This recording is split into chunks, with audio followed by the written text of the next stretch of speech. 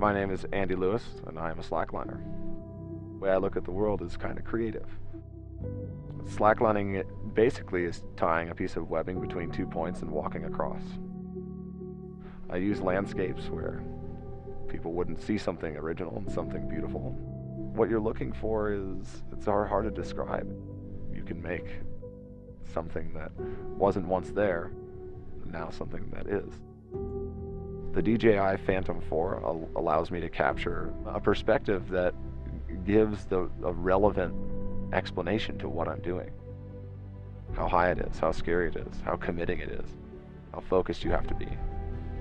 You can write a story and you can tell people how scary it was and how much effort it took. But unless you can really get a visual that people can connect with, it's really hard to describe.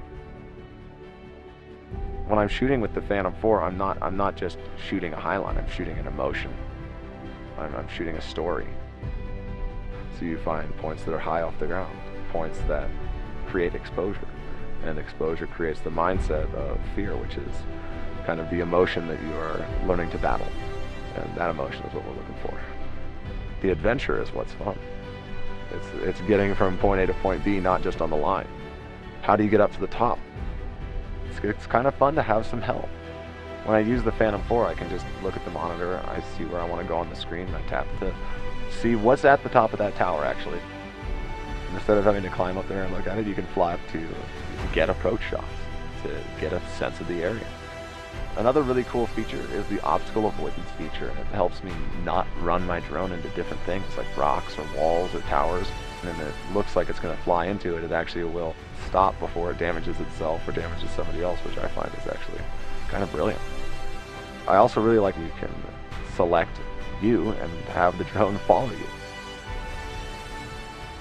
And I can go out on my line and get perspectives that I otherwise wouldn't be able to do by myself.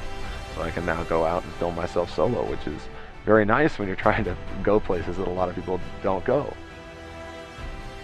You go out into the wilderness and you're looking for something that takes your breath away, I guess. Something that is awe-inspiring. Sometimes you do have to think very hard on how to do things, but sometimes it's just one step at a time. One foot in front of the other.